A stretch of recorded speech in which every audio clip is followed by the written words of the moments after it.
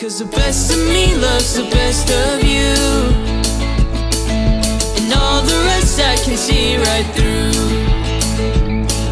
You trust in me and I'll trust you too, 'cause the best of me loves the best of you.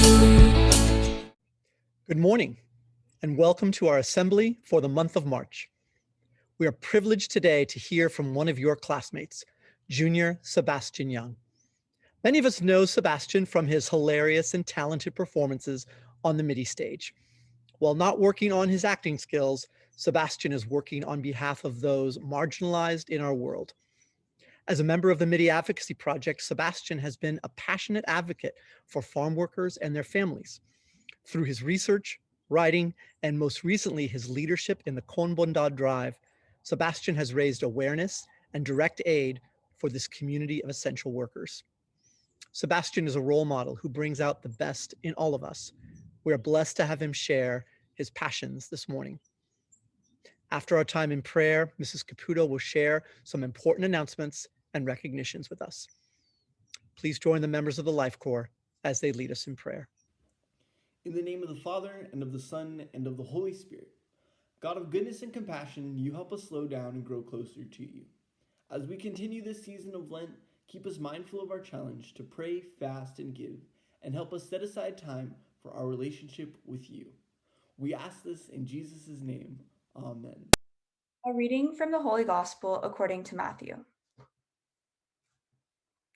The mother of James and John approached Jesus with her sons and did him homage, wishing to ask him for something.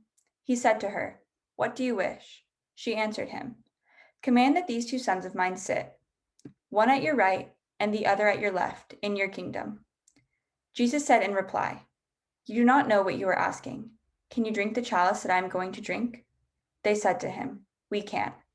He replied, "My chalice you will indeed drink, but to sit at my right and at my left, this is not mine to give, but is for those for whom it has been prepared by my Father." When the other apostles heard this, they became indignant at the two brothers. But Jesus summoned them and said, "You know that the rulers of the Gentiles lord it over them, and the great ones make it their authority over them felt. But it shall not be so among you. Rather, whoever wishes to be great among you shall be your servant. Whoever wishes to be first among you shall be your slave. Just so the Son of Man did not come to be served, but to serve and to give his life as a ransom for many." The Gospel of the Lord. Es hora de comer. Es hora de comer. Es hora de comer.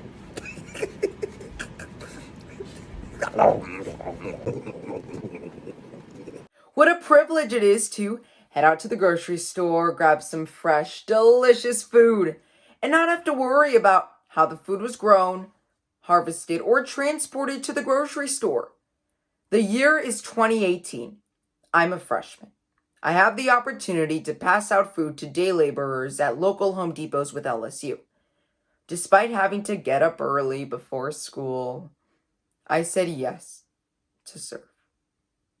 Next, my sophomore year, a farmworker reality tour with MAP takes me to the Center for Farmworker Families, where I witnessed the plight of farmworkers, hearing the stories of 5 brave women. I was reminded of MIDI's motto: we are all made in the image and likeness of God, called to serve our sisters and brothers in need. On the farmworker reality tour, we heard Isabella's story, a farmworking mother whose children were suffering from malnourishment and dehydration on their journey from Mexico to the United States. She was unsure if her children would make it.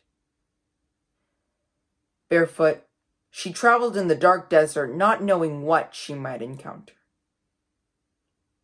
Her story is one all too familiar to advocates of farmworkers, as many of these farmworkers who, due to a lack of jobs in Mexico, risk their lives to find work to support their families.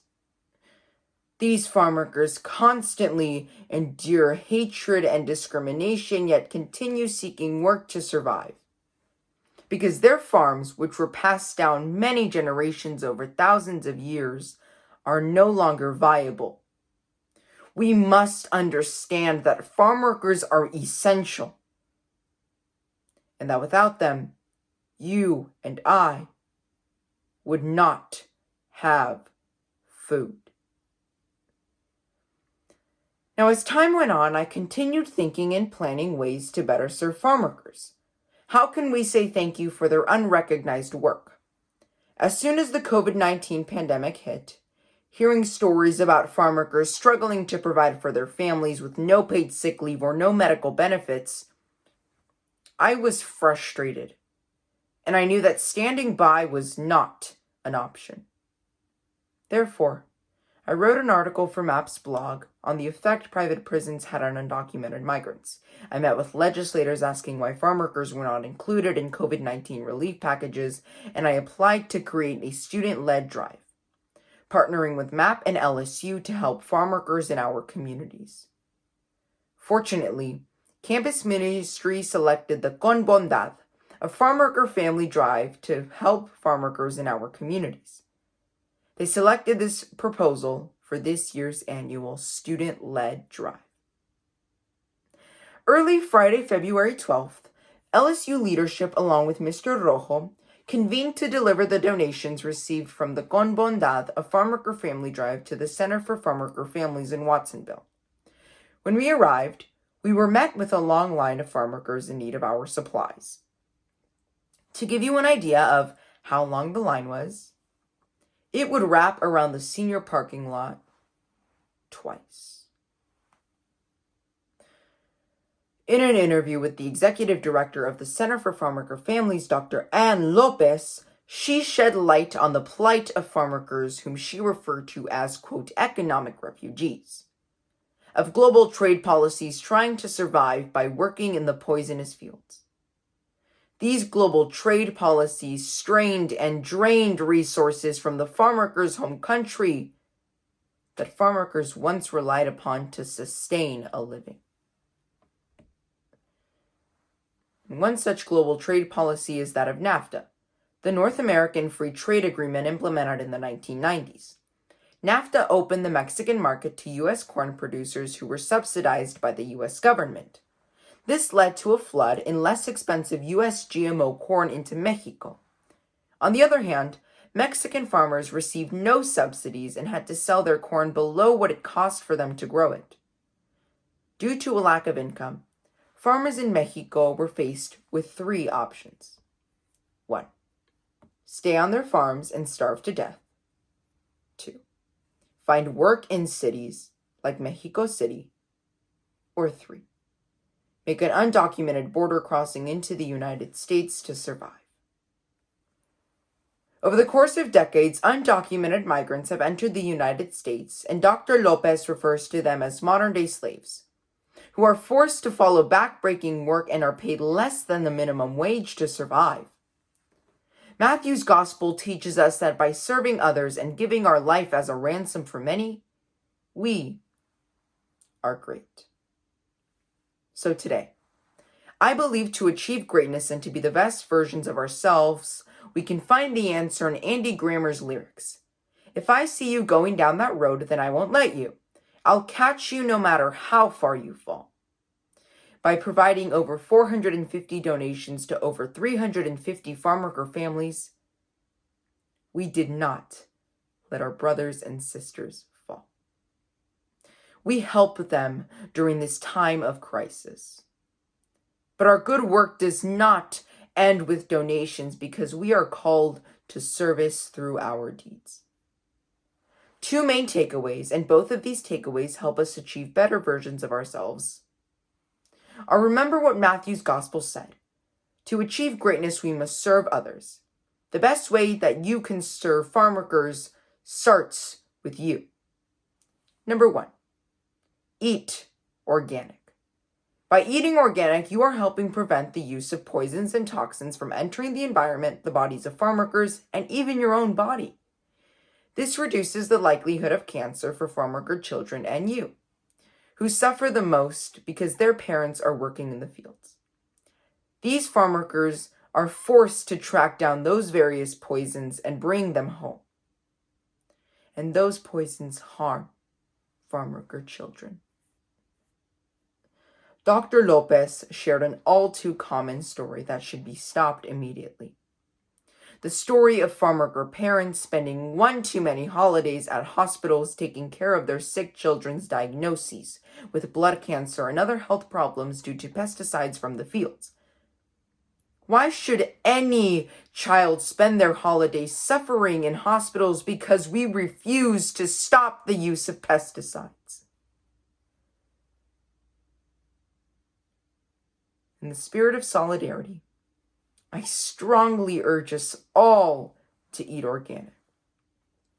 It has wonderful benefits, so please help prevent and change these events.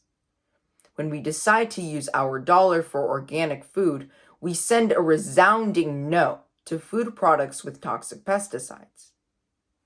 Number 2, I invite you to pray for and donate to farmworkers during this crisis, because they are the reason we can go to Zonato's, Safeway, or Walmart to pick up an orange, lettuce, or a tomato, put it in a plastic bag, take it home, and prepare delicious meals. In the words of Dr. Ann Lopez, it is unfortunate that we have to take donations to feed the people who feed us. It is unfortunate that we have to take donations to feed the people who feed us. Today, my brothers and sisters, remember that we are all made in the image and likeness of God. We are called to help our sisters and brothers in need and to achieve greatness. Matthew's gospel reminds us to serve others. Remember to acknowledge where your food comes from, because without undocumented farm workers, you and I would have to engage in backbreaking labor all year round, regardless of weather conditions, and not be paid a living wage.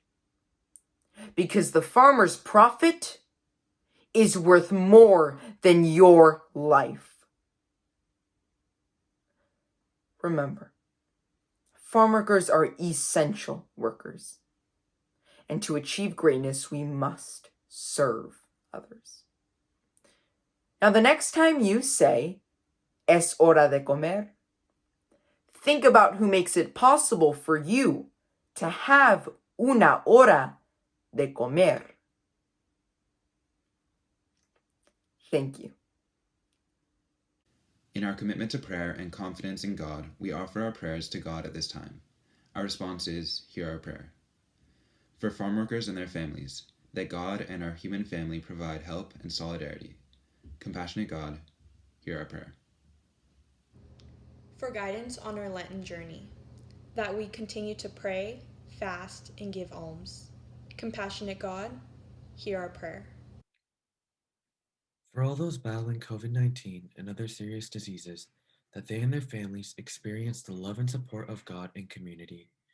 Compassionate God, hear our prayer. For all elected leaders, that they take concrete steps to heal our country. Compassionate God, hear our prayer. Well, good morning, everyone. Today we want to take a few minutes to share some school news and celebrate Monarch achievements. First up is Synopsis Science Fair news. Good luck to the 17 Monarchs who will be participating in the Synopsis Science Fair next week. The following students have continued to research and innovate all throughout the pandemic. Freshmen Jonathan Yu and Nilansh Gaghosh, sophomores Arj Bashara, Neil Gajare, Maria Grove, Angelina Pham, Shritesh Pona, juniors Ardash Ambati, Anusha Athreya, Joy Barsum, Rahil Kapadia, Riley Kong, Abai Kopardekar, Arnav Mishra, Vikram Nagapudi, and Yash Tiperneni, and senior Kushi Parikh. Next, in Media Advocacy Project news, thank you to the members of MAP's special project team, MAPX, who sponsored our first annual Indigenous Rights Awareness Week.